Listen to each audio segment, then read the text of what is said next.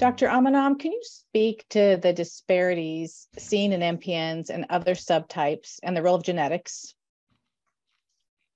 Yeah, I think this is a great question, especially in the context of when we think about socioeconomic and racial disparities. I think that it is very important to, continue to address those issues. I think the Affordable Care Act assisted in giving wider access to some patients who would not have the opportunity to receive care. But we have to go beyond the idea that, race is a social construct.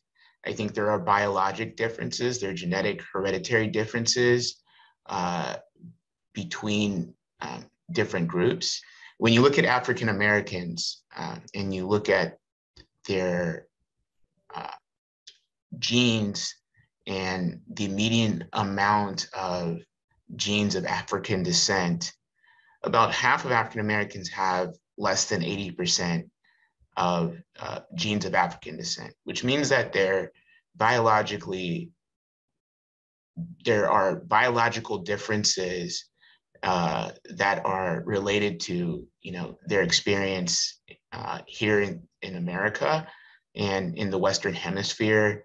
And they have a more diverse gene pool, which may contribute or not contribute to cancers and other diseases. Other studies to really understand what are the scientific, biologic, hereditary differences and how we can improve those outcomes once we understand those. And so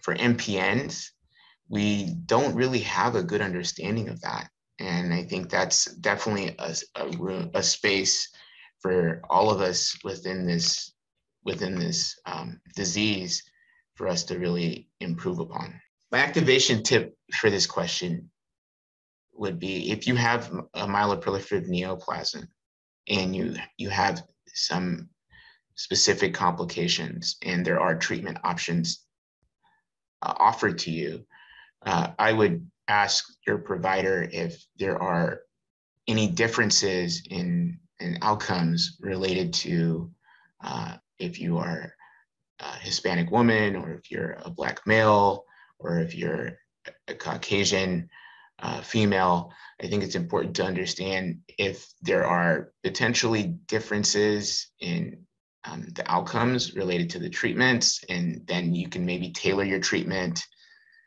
specific to your ethnicity and sex.